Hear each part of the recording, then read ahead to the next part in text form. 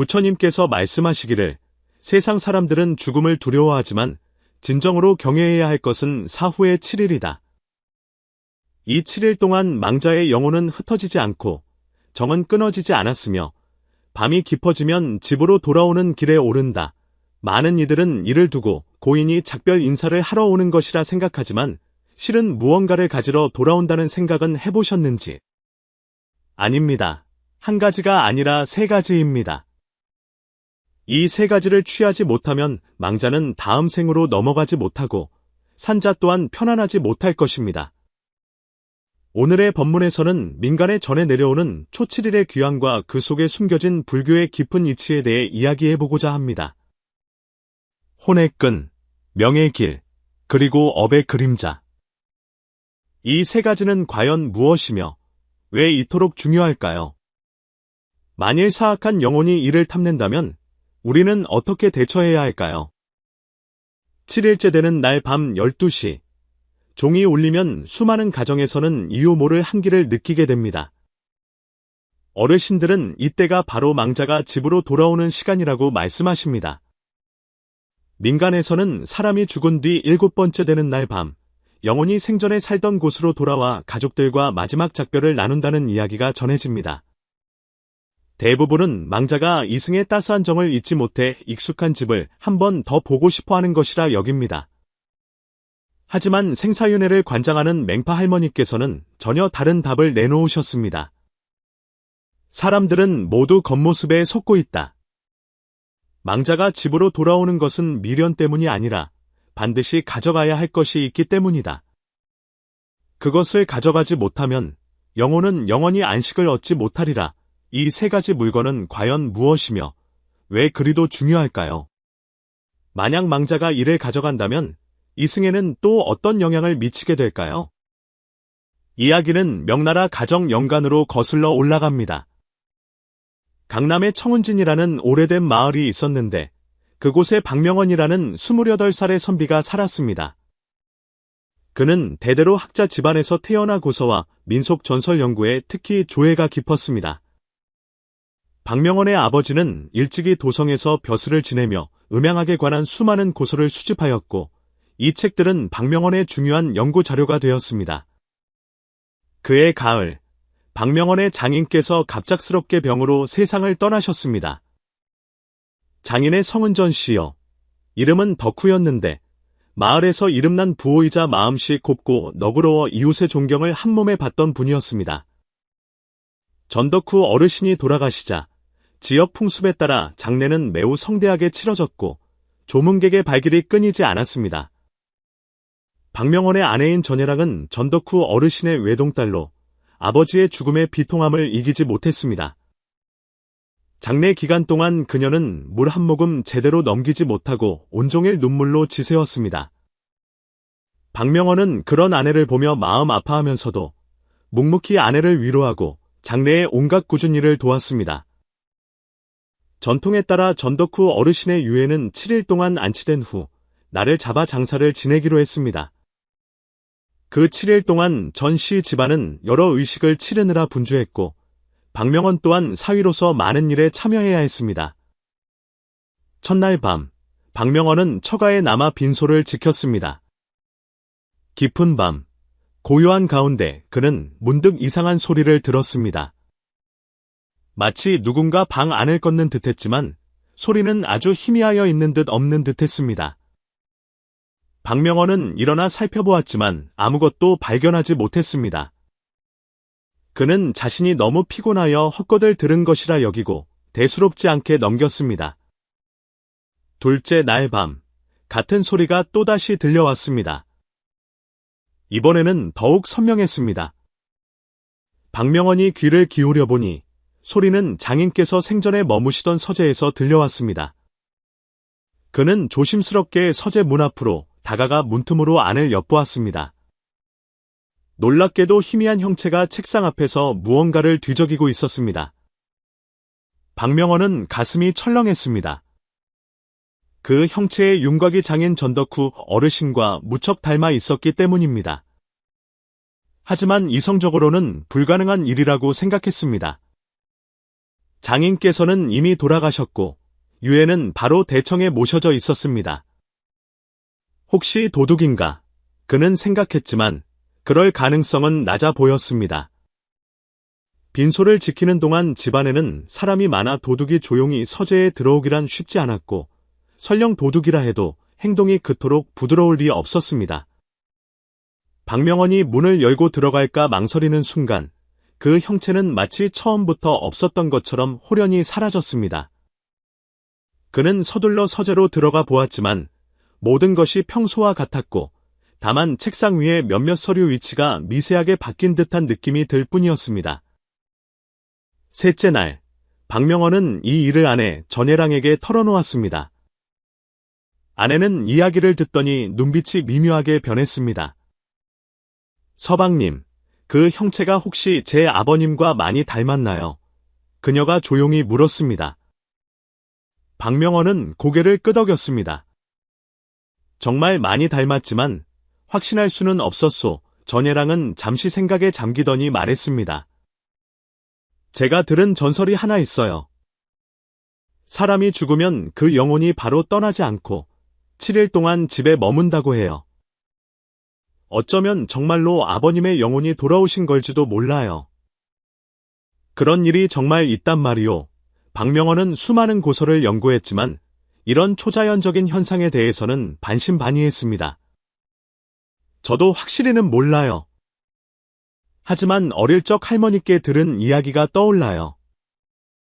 사람이 죽은 뒤 7번째 되는 날 밤, 영혼이 집으로 돌아와 마지막 작별을 고한대요. 그때 가족들은 절대로 망자의 영혼을 놀라게 해서는 안 된다고 하셨어요. 그렇지 않으면 그들의 환생에 영향을 미친다고요. 박명원은 생각에 잠겼습니다. 만약 그게 사실이라면 장인어른의 영혼은 서재에서 무엇을 찾고 계셨던 걸까? 그건 저도 모르겠어요. 전예랑이 고개를 저었습니다. 아마도 미처 끝내지 못한 소원이 있으셨나 봐요. 그 후 며칠 밤 동안 박명원은 처가의 동태를 유심히 살폈습니다. 과연 매일 밤 이상한 소리가 들려왔습니다. 서재뿐만 아니라 장인의 침실, 창고, 심지어 정원에서도 발소리가 들렸습니다. 엿새날 밤이 되자 이상현상은 더욱 뚜렷해졌습니다. 박명원뿐만 아니라 빈소를 지키던 다른 가족과 하인들까지도 이상한 낌새를 눈치챘습니다. 어떤 이는 뜰을 꺼니는 희미한 형체를 보았고 어떤 이는 장인의 목소리가 나지막이 부르는 소리를 들었으며 또 어떤 이는 장인께서 생전에 즐겨 쓰시던 단약 냄새를 맡기도 했습니다. 전씨 집안의 늙은 집사인 이 영감은 세상 물정에 밝은 사람이었습니다. 그는 조용히 박명원에게 다가와 말했습니다. 도련님, 제가 예전에 이런 경우를 겪어본 적이 있습니다. 어르신의 영혼이 틀림없이 돌아오신 겁니다. 분명 끝마치지 못한 중요한 일이 있으신 게지요. 이 영감님, 예전에 겪어보셨다고요? 박명원이 호기심을 보이며 물었습니다. 이 영감은 고개를 끄덕였습니다. 30여 년 전 일입니다. 제가 모시던 전 주인어른께서 돌아가셨을 때도 비슷한 일이 있었습니다. 그때 한도인 분을 모셔와서야 알게 되었지요. 망자가 집에 돌아오는 것은 작별 인사를 위해서가 아니라 특별한 물건들을 찾기 위해서라고 하더군요. 어떤 물건들 말입니까? 박명원이 캐물었습니다. 이 영감은 고개를 저었습니다. 그 도인 분께서는 그것이 청기누설이라 함부로 말할 수 없다고 하셨습니다.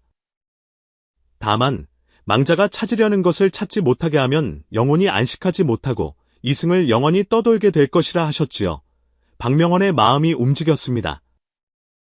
그래서 그 후엔 어떻게 되었습니까?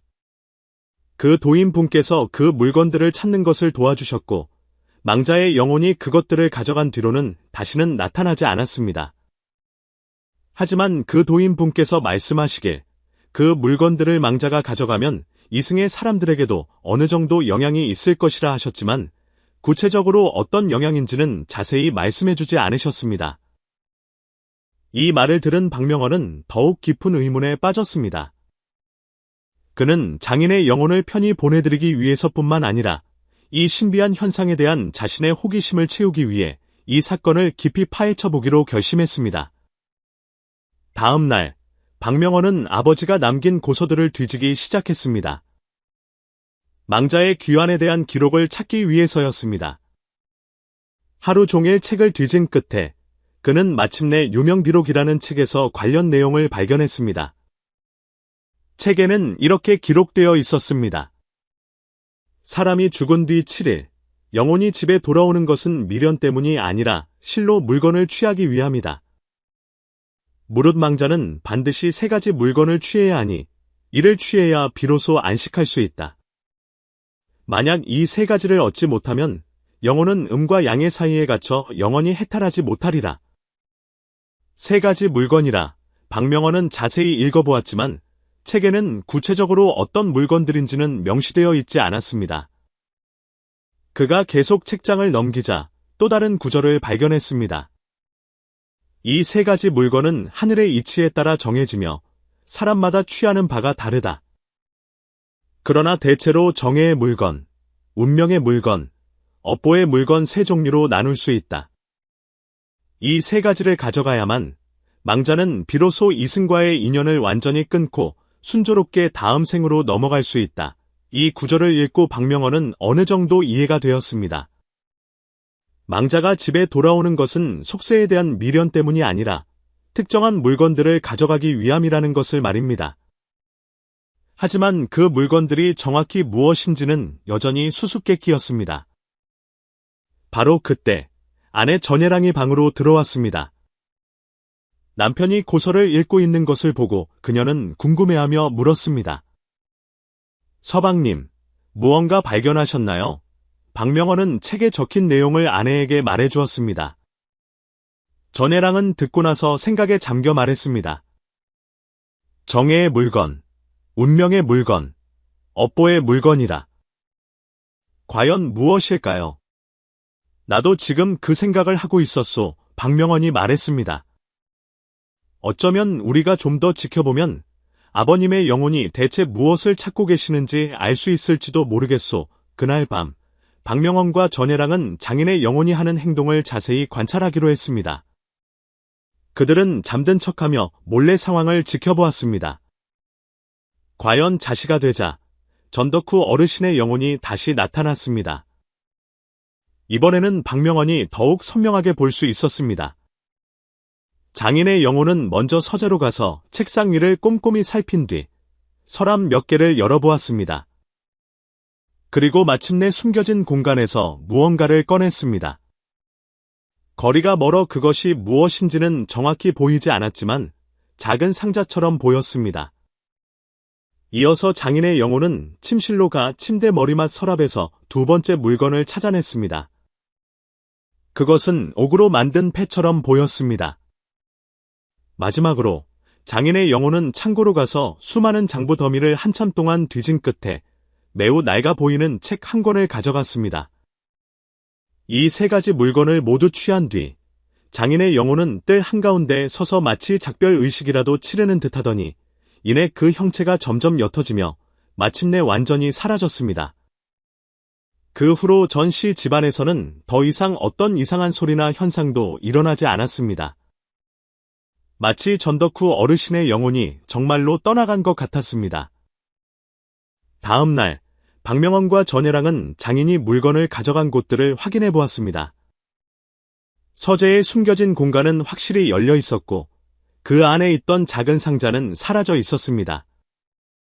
침실 머리맡 서랍에서는 옥패 하나가 없어졌는데 그것은 장인께서 생전에 가장 아끼시던 물건 중 하나였습니다. 창고의 장부 더미에서도 책 한 권이 사라졌는데 그 책은 장인께서 젊은 시절 사업을 하시면서 기록해두었던 특별한 거래 내역이 담긴 것이었습니다. 전예랑은 텅 빈 곳들을 바라보며 눈물을 머금었습니다. 아버님께서 정말로 가셨군요. 박명원은 아내를 위로하며 동시에 이 사건의 깊은 의미에 대해 생각했습니다.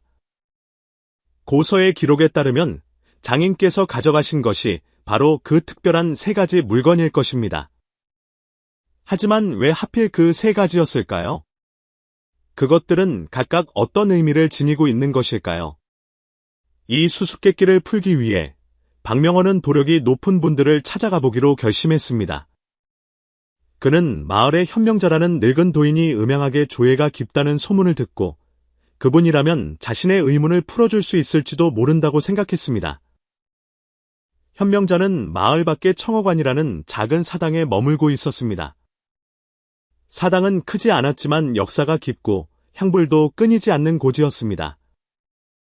박명원은 아내와 함께 청어관을 찾아 현명자를 뵈었습니다. 현명자는 60이 넘어 보이는 도인으로 머리와 수염은 새하얗지만 정신은 맑고 두 눈에서는 지혜의 빛이 뿜어져 나왔습니다. 박명원 부부의 설명을 들은 현명자는 천천히 고개를 끄덕였습니다. 시주께서 말씀하신 것은 틀림없이 초칠의 귀혼 현상입니다. 우리 도가의 경전에도 명확히 기록되어 있으나 세상 사람들은 대부분 그 깊은 뜻을 알지 못하지요. 도장님, 어찌하여 망자의 영혼은 초칠일에 집으로 돌아오는 것입니까? 박명원이 공손히 물었습니다. 현명자는 잠시 생각에 잠기더니 말했습니다. 사람이 죽는다고 해서 그 혼백이 즉시 이승을 떠나는 것은 아닙니다. 도가의 이론에 따르면 사람에게는 3원7백이 있어 죽은 뒤 7일이라는 시간이 지나야 완전히 분리되지요. 그 7일 동안 주된 영혼은 여전히 이승과 미묘한 연결을 유지하고 있습니다. 그렇다면 망자는 왜 그 물건들을 가져가야만 하는 것인가요? 전혜랑이 물었습니다. 그것은 더욱 깊은 비밀과 관련이 있습니다. 현명자의 표정이 엄숙해졌습니다.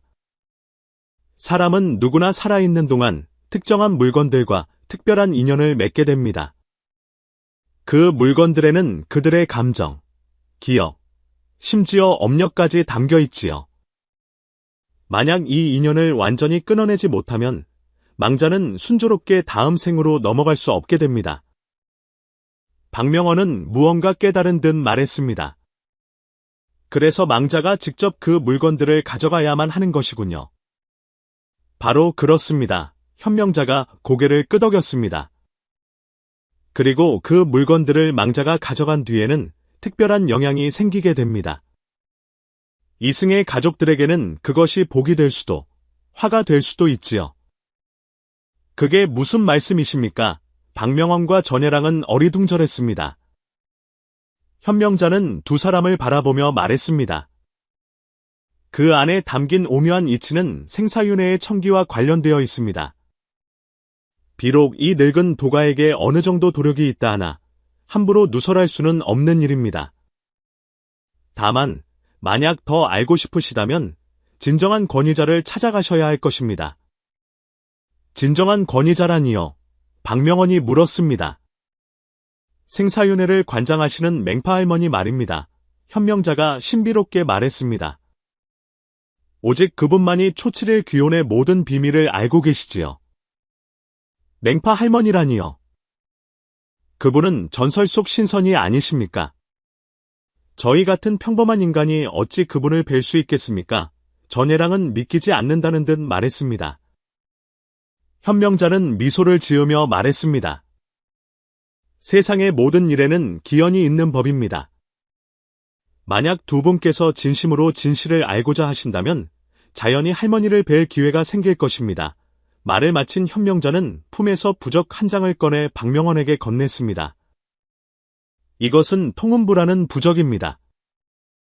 만약 두 분께 정말로 인연이 있다면 결정적인 순간에 힘을 발휘할 것입니다. 박명원이 부적을 받아보니 그 위에는 복잡한 문양이 그려져 있고 은은한 빛을 발하고 있었습니다. 청어관을 나선 후 박명원과 전혜랑은 현명자의 말을 곱씹었습니다. 비록 허무맹랑하게 들릴 수도 있었지만 장인의 영혼이 돌아왔던 사건을 겪은 후 그들은 더 이상 이런 초자연적인 현상을 완전히 불신할 수는 없었습니다. 집으로 돌아온 박명원은 계속해서 고서를 연구하며 초칠일 귀혼에 대한 더 많은 정보를 찾으려 했었고 전혜랑은 아버지의 유품을 정리하며 아버지가 왜 하필 그 세 가지 물건을 가져가셨는지 이해하려 노력했습니다. 그들이 각자 바쁘게 지내던 어느 날 기이한 일이 일어났습니다. 그날 밤 박명원은 서재에서 고서를 읽다가 갑자기 참을 수 없는 졸음이 쏟아지는 것을 느꼈습니다. 그는 버텨보려 했지만 눈꺼풀이 점점 무거워지더니 결국 자신도 모르게 책상에 엎드려 잠이 들고 말았습니다.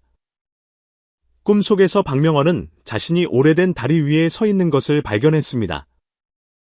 다리 아래에는 검붉은 강물이 세차게 흐르고 있었고 기이한 기운을 내뿜고 있었습니다. 다리 입구에는 회색 도포를 입은 노파가 서서 다리를 건너는 영혼들에게 무언가를 나누어 주고 있었습니다. 여기는 나아교로구나. 박명원은 전설 속의 나아교를 떠올렸습니다. 그 노파는 박명원이 온 것을 알아차린 듯 고개를 돌려 그를 바라보았습니다. 그녀의 얼굴은 자애로우면서도 위험이 있었고 두 눈은 마치 사람의 마음을 꿰뚫어 보는 듯했습니다. 인간이 어찌하여 이곳에 왔는가? 노파의 목소리는 부드러우면서도 위험이 있었습니다. 박명원은 서둘러 앞으로 나아가 절을 올렸습니다. 소생은 박명원이라 하옵니다. 마음에 의문이 있어 어찌된 영문인지 이곳까지 오게 되었습니다. 감히 여쭙건대 어르신은 누구십니까? 나는 맹파다. 노파가 담담히 말했습니다. 생사윤회를 관장하며 만각과 재탄생을 주관하지. 박명원은 크게 놀랐습니다. 정말로 전설 속의 맹파 할머니를 뵙게 될 줄은 몰랐던 것입니다. 그는 서둘러 무릎을 꿇고 절을 올렸습니다. 제자, 맹파 할머니를 뵙습니다. 맹파는 손을 저어 박명원을 일으켜 세웠습니다. 얘는 차릴 것 없다. 내 마음에 의문이 있고 그것이 내가 주관하는 일과 관련이 있기에 이곳으로 이끌린 것이다. 말해보아라. 무엇을 알고 싶은 게냐? 박명원은 장인 전덕후 어르신의 초치를 귀운 사건을 자세히 설명했습니다. 그리고 마지막에 물었습니다. 할머니, 어찌하여 망자는 초칠일에 집으로 돌아오며 그들이 가져가는 물건들에는 어떤 특별한 의미가 있는 것입니까? 맹파는 이야기를 듣고 생각에 잠긴 표정을 짓더니 말했습니다. 내가 겪은 일은 틀림없이 초칠일 귀온 현상이다. 이는 저승의 명확한 규율이지만 이승의 사람들은 대부분 그 오묘한 이치를 알지 못하지. 부디 가르침을 내려주십시오. 박명원이 공손히 말했습니다. 맹파는 박명원을 바라보며 말했습니다. 세상 사람들은 대부분 망자가 초칠일에 집에 돌아오는 것이 이승의 정을 잊지 못해서라고 생각하지만 사실은 그렇지 않다. 초칠일 귀환의 진정한 목적은 세 가지 특별한 물건을 가져가기 위함이다. 세 가지 특별한 물건이라 박명원의 마음이 움직였습니다. 이는 고서의 기록과 일치했습니다. 그렇다. 맹파가 고개를 끄덕였습니다. 그 세 가지 물건은 망자가 순조롭게 다음 생으로 넘어갈 수 있는지, 그리고 음과 양 두 세계의 질서와도 관련이 있다. 만약 망자가 그 세 가지를 취하지 못하면 음양의 사이에 갇혀 외로운 영혼이 되고 말지. 박명원은 다급하게 물었습니다. 그렇다면 그 세 가지 물건은 대체 무엇입니까? 맹파는 박명원의 조급한 모습을 보고 가볍게 고개를 저었습니다.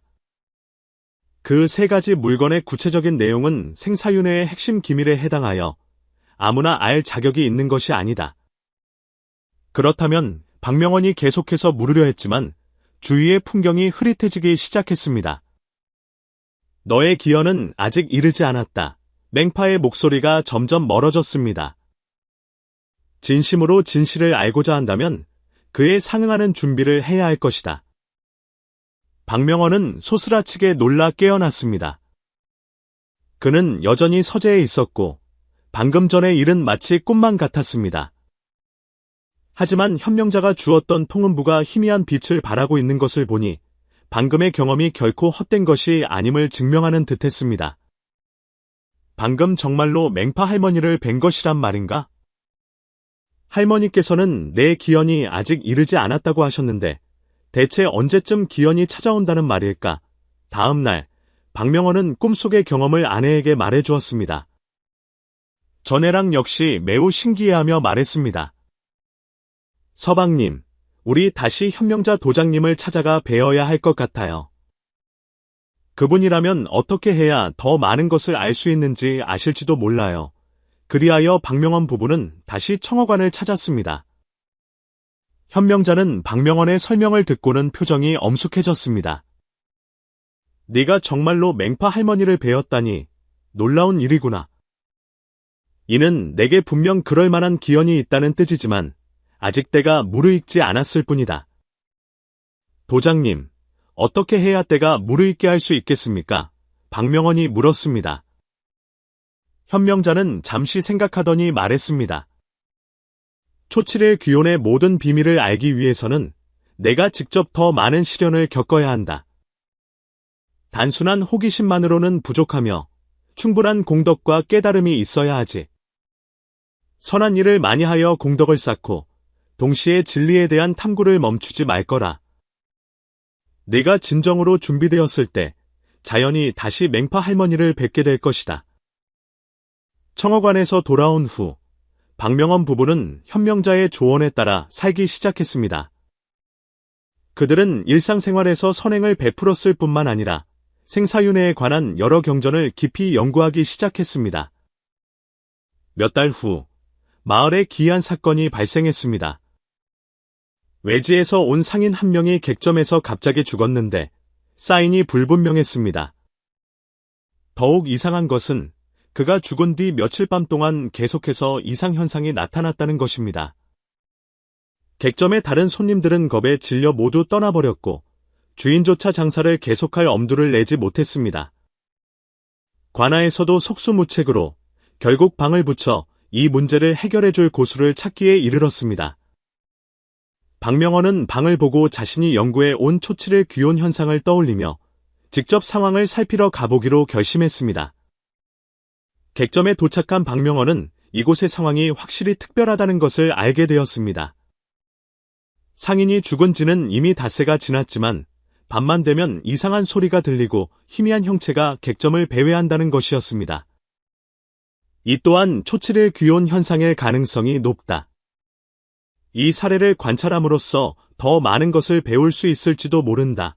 박명원 부부는 객점에 며칠 머물며 이 현상을 가까이서 관찰하기로 했습니다.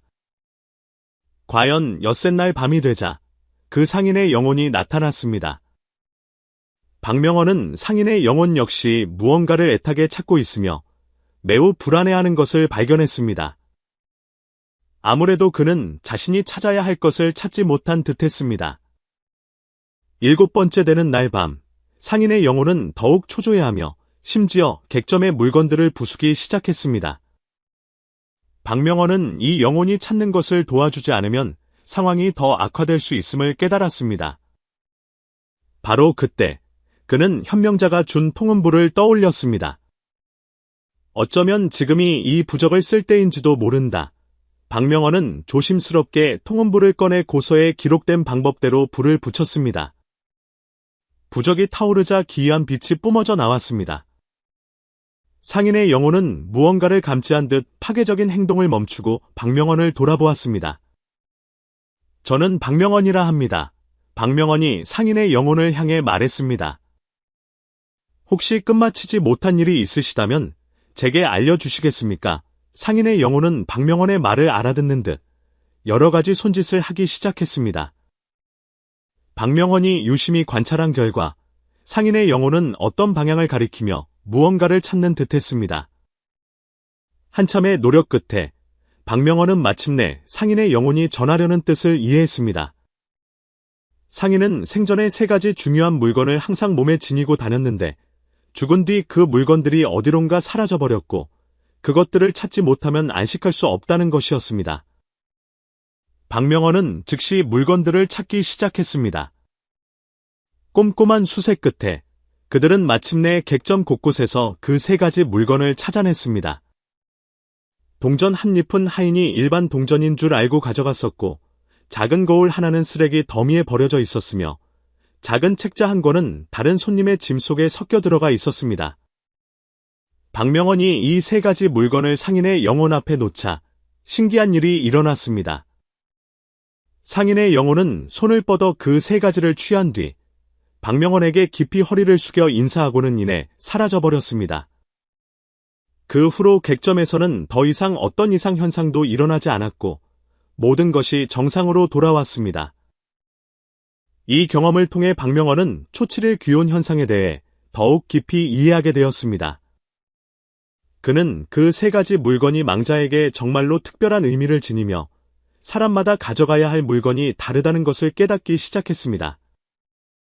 또 몇 달이 지나 박명헌은 여러 비슷한 사례들을 해결해 주었습니다. 그는 망자가 가져가야 할 세 가지 물건에는 일정한 규칙이 있으며 그것들이 모두 생전의 감정, 기억, 그리고 업력과 관련이 있는 듯하다는 것을 발견했습니다. 박명헌이 자신이 초칠일 귀혼의 규칙을 거의 파악했다고 생각할 무렵 더욱 복잡한 사건이 발생했습니다. 이번에는 마을의 부호인 이 원혜가 갑자기 세상을 떠났는데 그는 생전에 인색하고 악행을 많이 저지른 사람이었습니다. 그가 죽은 뒤 초칠일 현상은 유난히 심각하여 그의 영혼이 안식하지 못할 뿐만 아니라 마을 전체의 평화를 위협할 정도였습니다.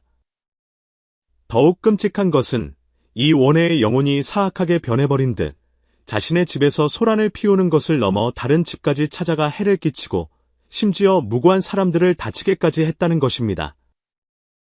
마을 사람들은 모두 박명헌에게 와서 도움을 청했지만 이번 상황은 이전에 겪었던 것들보다 훨씬 복잡해 보였습니다. 관찰 결과 박명헌은 이 원혜의 영혼 역시 세 가지 물건을 찾고 있다는 것을 알게 되었지만 그의 행동 양식은 다른 망자들과는 완전히 달랐습니다. 그의 영혼은 강한 악의를 드러내며 마치 타인을 해침으로써 어떤 목적을 달성하려는 듯 보였습니다. 대체 어찌된 일인가? 똑같은 초칠일 귀혼인데 왜 이 원혜의 경우만 이토록 특별한 것일까? 박명헌이 속수무책으로 고민하고 있을 때 기적이 다시 일어났습니다. 그날 밤 그는 또다시 꿈속에서 맹파 할머니를 뵙게 되었습니다. 이번에 맹파 할머니의 표정은 지난번보다 훨씬 엄숙했습니다. 내가 마주한 이 사건은 초칠일 귀혼의 또 다른 측면과 관련이 있다. 모든 망자가 순조롭게 자신이 필요한 물건을 가져갈 수 있는 것은 아니다. 어떤 사악한 영혼들은 사악한 수단을 써서 그것을 얻으려 하지. 할머니, 그게 무슨 말씀이십니까? 박명헌이 공손히 물었습니다. 모든 사람이 초칠일에 가져가야 할 세 가지 물건에는 각각 특별한 의미가 담겨 있다. 맹파 할머니가 천천히 말했습니다. 그 세 가지는 그들의 다음 생 운명과 관련이 있지. 선한 영혼들은 정해진 방식에 따라 그것을 얻으려 하지만 사악한 영혼들은 수단과 방법을 가리지 않는다. 그렇다면 이 원혜가 얻으려는 것은 무엇입니까? 박명헌이 물었습니다. 맹파 할머니는 박명헌을 바라보며 말했습니다. 보아하니 내가 이제 더 깊은 비밀을 알 준비가 된 듯하구나. 이번에는 내가 그 세 가지 물건의 구체적인 내용에 대해 말해주겠다. 맹파 할머니는 깊은 한숨을 내쉬고는 마침내 입을 열었습니다. 그 세 가지 물건 중 첫 번째는 혼의 끈이라 하고 두 번째는 명의 길이라 하며 세 번째는 업의 그림자라 부른다. 혼의 끈, 명의 길, 업의 그림자. 박명헌은 이 낯선 이름들을 되뇌었습니다. 부디 자세히 설명해 주십시오. 맹파 할머니는 고개를 끄덕이며 상세히 설명하기 시작했습니다. 혼의 끈이란 망자가 생전에 가장 소중히 여겼던 물건으로 보통 그들의 가장 깊은 감정과 기억을 담고 있다. 그것은 사랑의 증표일 수도, 가보일 수도, 혹은 그들에게 특별한 의미가 있는 어떤 것이든 될 수 있지. 망자는 반드시 이 혼의 끈을 가져가야만 이승에 대한 감정적 미련을 완전히 끊어낼 수 있다. 박명헌은 장인 전덕후 어르신께서 가져가신 옥패를 떠올렸습니다. 그것은 바로 장인께서 가장 아끼시던 물건이었습니다. 명의 길은 맹파 할머니가 말을 이었습니다. 망자의 운명과 깊이 관련된 물건이다. 이는 보통 그들의 중요한 결정이나 인생의 결정적 순간을 기록한 것으로 계약서나 편지, 장부 등이 될 수 있다. 명의 길을 가져간다는 것은 선하든 악하든 자신이 평생 동안 내린 모든 선택을 받아들인다는 의미다. 박명헌은 특별한 거래가 기록된 그 장부를 떠올렸습니다. 그것이 바로 명의 길이었던 것입니다. 마지막으로 업의 그림자는 맹파 할머니의 목소리가 더욱 무거워졌습니다. 가장 중요하면서도 가장 위험한 물건이다. 업의 그림자에는 망자의 평생에 걸친 모든 선악의 업력이 담겨 있다. 보통은 거울이나 구슬, 혹은 무언가를 비추거나 기록하는 기능이 있는 물건이지. 업의 그림자를 가져가면 망자는 다음 생에서 그에 상응하는 과보를 받게 된다. 박명원은 장인의 서재 숨겨진 공간에 있던 작은 상자를 생각했습니다. 그 안에는 필시 업의 그림자가 들어 있었을 것입니다. 하지만 맹파 할머니의 분위기가 바뀌었습니다. 모든 망자가 이 세 가지를 순조롭게 가져갈 수 있는 것은 아니다. 선한 영혼들은 규칙에 따라 행동하지만 사악한 영혼들, 특히 생전에 악행을 많이 저지른 자들의 세 가지 물건은 종종 특별한 처리가 가해진다. 특별한 처리라니요? 박명원이 되물었습니다. 저승에서는 망자가 생전에 행한 바에 따라 그들의 혼의 끈, 명의 길, 업의 그림자에 상응하는 가공을 한다. 맹파 할머니가 설명했습니다. 선한 사람의 세 가지 물건에는 긍정적인 기운이 부여되어 다음 생을 좋은 조건에서 시작하도록 돕지만 악인의 세 가지 물건에는 징벌의 요소가 더해져 다음 생에서 그에 합당한 대가를 치르게 하지. 박명원은 그제야 모든 것을 깨달았습니다. 그래서 이 원해의 영혼이 그토록 사악하게 변한 것이군요. 자신의 세 가지 물건에 징벌이 더해진 것을 알고 사악한 수단을 써서라도 그 벌을 피하려 했던 것입니다. 바로 그렇다. 맹파 할머니가 고개를 끄덕였습니다. 이 원해와 같은 악인들에게는 혼의 끈이 고통스러운 기억으로 변하고 명의 길은 족쇄가 되며 업의 그림자는 모든 악행을 비추는 거울이 된다. 일단 이 물건들을 가져가면 그들은 다음 생에서 그에 상응하는 고통을 겪게 될 것이다. 그럼 가져가지 않으면 어떻게 됩니까? 박명원이 물었습니다. 가져가지 않으면 다음 생으로 넘어가지 못하고 외로운 영혼이 되어 영원히 음과 양의 사이를 떠돌게 되지. 하지만 이 원해와 같은 악한 영혼은 세 번째 길을 택하려 한다. 바로 다른 사람의 물건을 빼앗는 것이지. 박명원은 크게 놀랐습니다. 다른 사람의 물건을 빼앗는다고요? 그렇다. 맹파 할머니의 표정이 험악해졌습니다. 사악한 망자들은 다른 사람의 혼의 끈, 명의 길, 업의 그림자를 빼앗아 자신의 것과 바꾸려 한다. 만약 성공하면 그들은 마땅히 받아야 할 벌을 피하고 심지어 다음 생에서 자신에게 속하지 않은 복을 누릴 수도 있지. 그건 너무 끔찍한 일입니다. 그럼 물건을 빼앗긴 사람은 어떻게 됩니까? 혼의 끈을 빼앗긴 자는 가장 소중한 감정과 기억을 잃고 냉혹하고 무정한 사람이 되며 명의 길을 빼앗긴 자는 인생의 방향을 잃고 운명이 기구해진다. 그리고 업의 그림자를 빼앗긴 자는 자신에게 속하지 않은 업보를 짊어지고 까닭없는 재앙을 당하게 되지.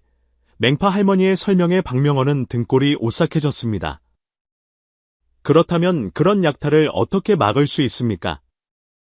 그것이 바로 내가 짊어져야 할 책임이다. 맹파 할머니가 박명원을 바라보았습니다. 저승의 힘은 이승의 일에 직접 개입할 수 없기에 덕망 있는 이승의 사람의 도움이 필요하다. 내가 그런 돕는 자가 되어주겠느냐?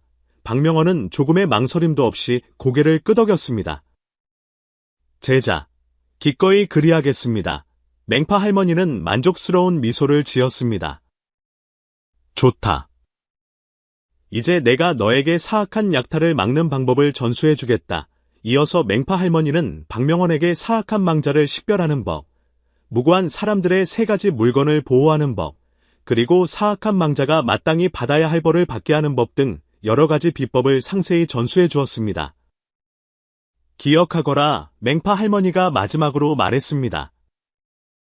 모든 사람의 혼의 끈, 명의 길, 업의 그림자는 저마다 고유하여 서로 바꿀 수 없는 법이다. 이것은 하늘의 규칙이니 이를 어기는 자는 반드시 천벌을 받게 될 것이다. 꿈에서 깨어난 후 박명원은 즉시 새로 배운 지식을 이용해 이 원해의 사악한 영혼에 맞섰습니다. 격렬한 싸움 끝에 그는 마침내 이 원해의 약탈 시도를 막아내고 그가 마땅히 받아야 할 3가지 물건을 받아들여 다음 생의 과보를 짊어지도록 만들었습니다. 그 후로 박명원은 원근의 이름난 도인이 되어 초칠일 귀혼 문제로 어려움을 겪는 가정들을 전문적으로 돕게 되었습니다. 그는 선한 망자들이 순조롭게 자신의 3가지 물건을 찾도록 도왔을 뿐만 아니라 수많은 사악한 망자들의 약탈을 막아내어 많은 무고한 사람들을 보호했습니다.